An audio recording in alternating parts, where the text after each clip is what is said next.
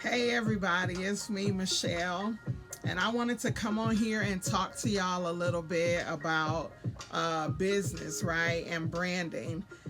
Because what I'm realizing is that a lot of people will choose a business, but they don't understand how branding works. Branding is not really about what you want. It's really about what the customers you're aiming for wants. So, for example, I'm in coaching.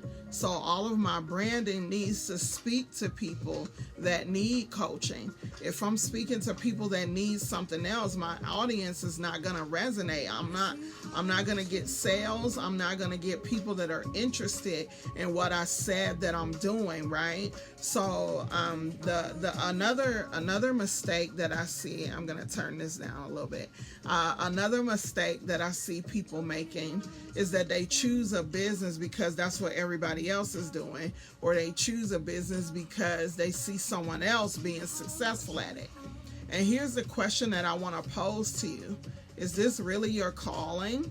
Because if it's not your path and your calling, it's not going to go very well, and you're not going to get very far, because it's not going to feel authentic. Your business has to feel authentic to you. It has to fit you. So, like, for example, one of my brand archetypes is the sage, right? And then another archetype, when I took another behavioral test, was coach, right? So my actual personality, who I am as a person, loving to talk, loving to teach, loving to listen, loving to help, loving to dig and solve problems, loving to do research, all goes with, and my curiosity for human nature, right?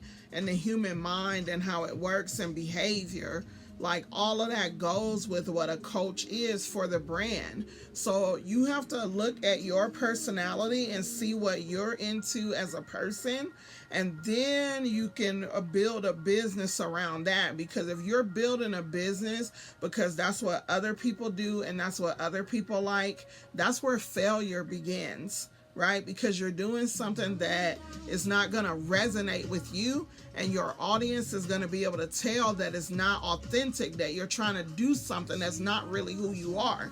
So you have to first discover who you are, and then secondly, you can discover what your brand is, and then the people that are going to be attracted to who you are and what your brand is. You have to understand the type of business that you're getting into and what it requires. And if you know that that's not really you and that's not something you want to do over the long haul, then you have to change your business model. There's a lot of passions and interests that I have, but those were not my callings and my path. I'm very good at organizing events, but that's not my calling.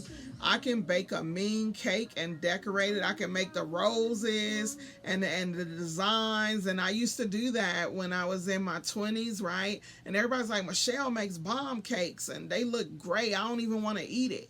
But that wore me out, and I couldn't see myself making cakes day in and day out, right?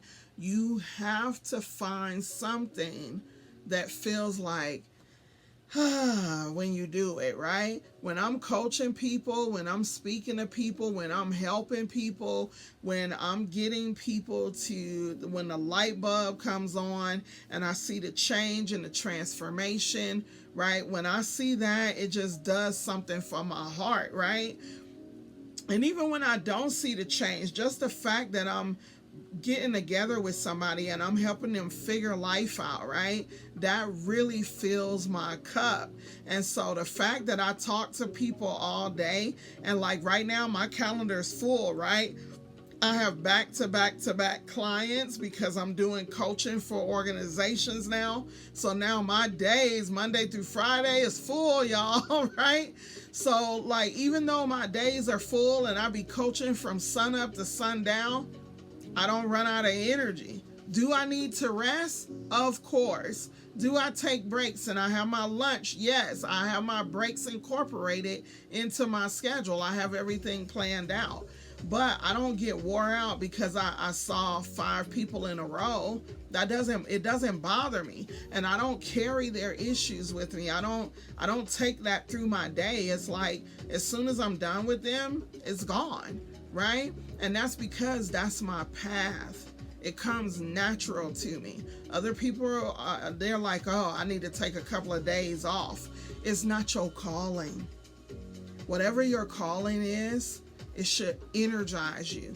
It should fill you. Ask my husband, when I'm done with coaching, he goes, look at that big old smile on your face. You not tired? And I'm like, no, I feel great. It's because whatever you were put here on this earth to do actually energizes you.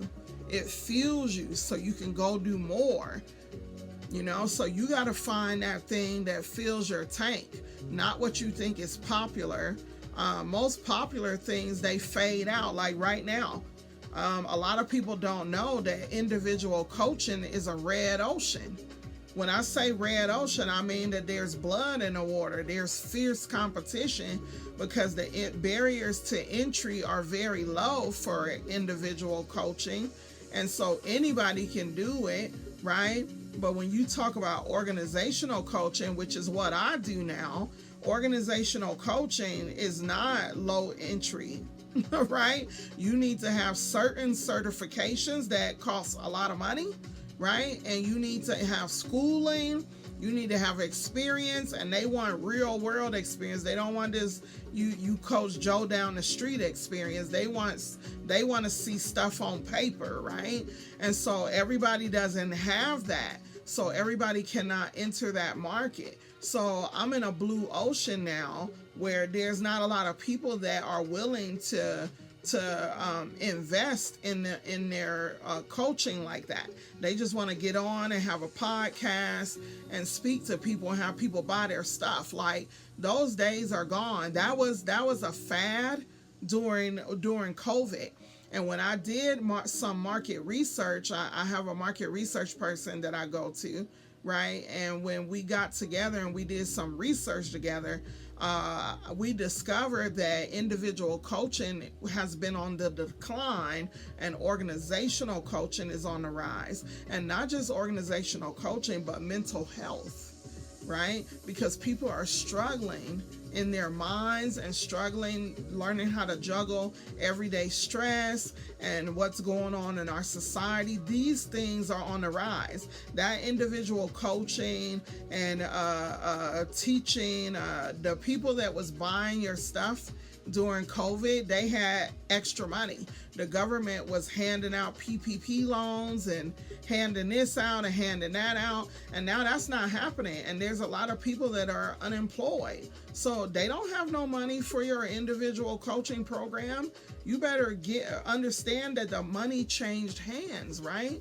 So a lot of people, they don't pay attention to trends and what's going on in the market. They just keep doing the same thing and wondering why. Oh, but it worked for them. Well, it worked for them because they were actually doing it during a time where it was in its growth stage. Now it's in a decline. So you're not going to get the same results that person got. It's past the time for that now. The money has changed hands and it has moved. So there was a book called Who Moved My Cheese, right? And the cheese kept moving. You have to understand that money does not stand still. You're not going to be able to take advantage of the same thing all the time. Like even right now, I know that I'm doing organizational coaching. I know I'm doing health coaching. I'm getting ready to move into the mental health space because that is on the rise for the next several years, right? So that means licensure. That means going to school, getting a degree, right? And there's not a lot of people that want to do that or who can even do that. And somebody go, well, that's all a waste of time. I don't have to do that, blah, blah, blah, blah, blah. Well, if you want to get in where the cheese has moved, you will, right? And so people don't understand that things have changed now and they still want things to be the same as when the pandemic came and it made some shifts, and now we're out of the pandemic and the shift has completed. So now what used to be is no longer anymore, and now there's new things on the horizon. Me and my husband, going to your local community and going to meetings and things like that will keep you also abreast at what's going on and tell you what moves you need to start making, right? We went to our Chamber of Commerce meeting yesterday, right? Me and my husband, and for our local community. And we learned some stuff that was like, whoa, right? That's gonna really change the state that we're living in. And so that allowed me to know what I need to do in my business. And then my husband was like, I need to do this for my business. And I was like, yep. And we had a conversation afterwards on our way home from the meeting, right? And this meeting was not free. It's a luncheon and we have to pay for it, but the information that we get is well worth the money we pay, right? And so you have to understand that you need to keep abreast at what's going on. You can't just look at somebody that last year they made $1 million doing that, and now here you come, you're going to do the same thing. Business doesn't work like that. You have to look at who you are. You have to understand who you are deeply at your core.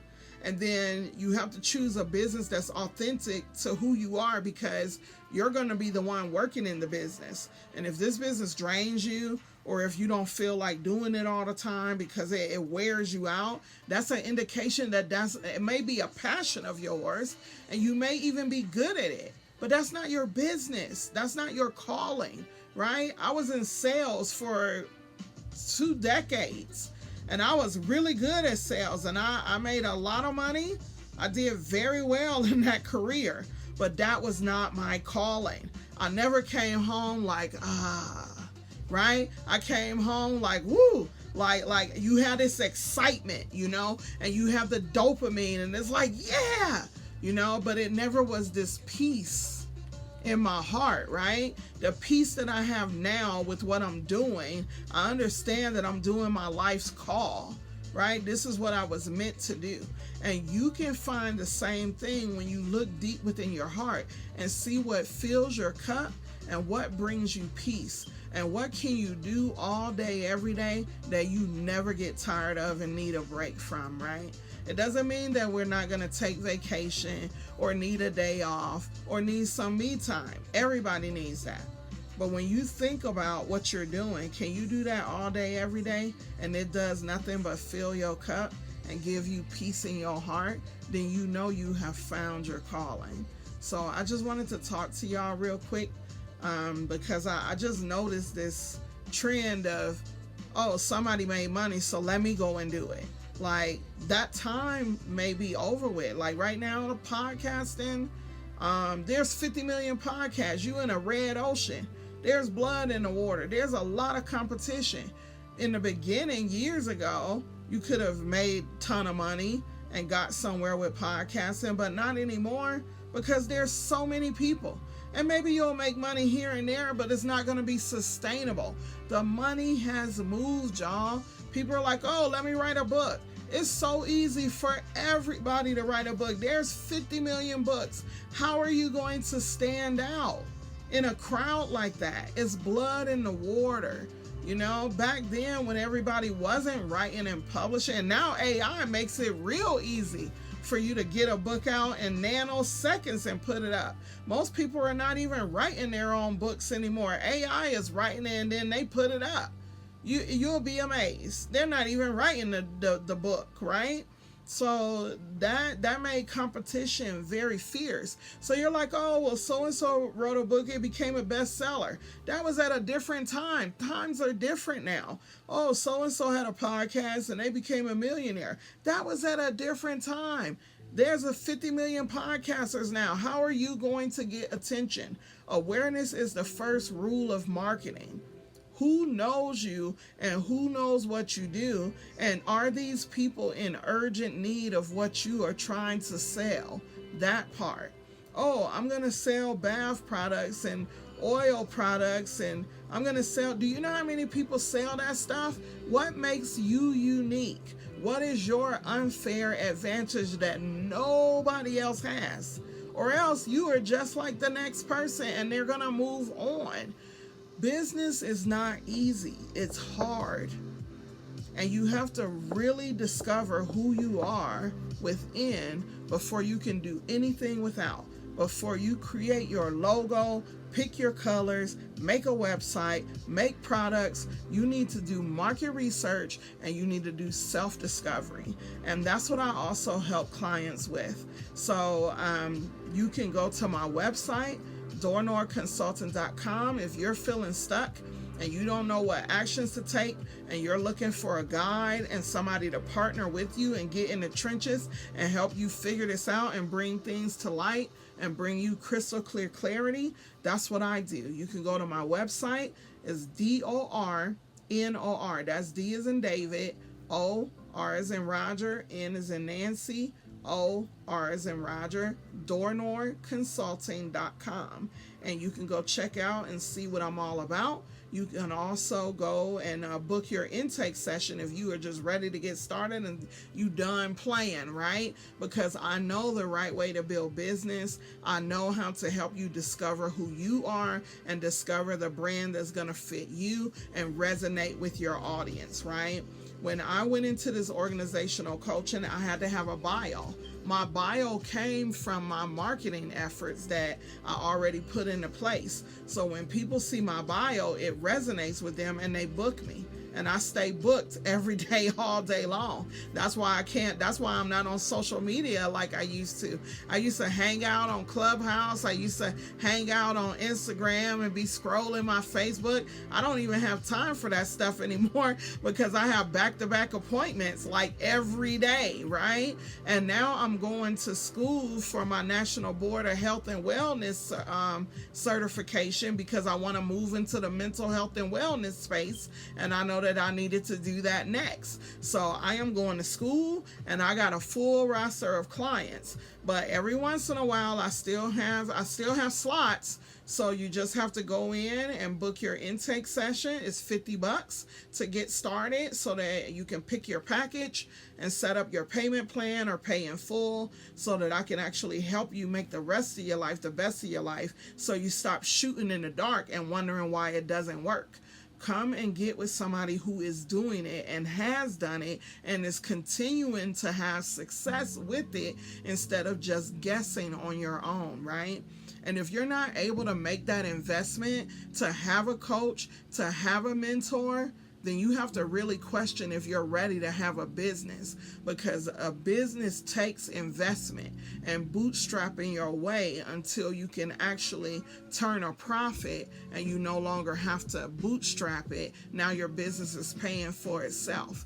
There are so many reasons why businesses fail within 5 years, and it's because the initial framework that makes business successful, people don't know how to build it. Come and let me show you how to do that. My coaching is very affordable. My packages start as low as $50 per session, and there are payment plans available. So I hope to see you on the inside, and I hope that y'all have an amazing weekend. This is Michelle Dornor of Dornor Consulting with just a moment, a pearl of wisdom and power moment for those that needed it, and hopefully I answered some of your business questions for you. Maybe you'll see me around as I get time, but I just wanted to come on and just share my thoughts with you. I hope it resonated with you and gave you some value. See you all another time. Bye.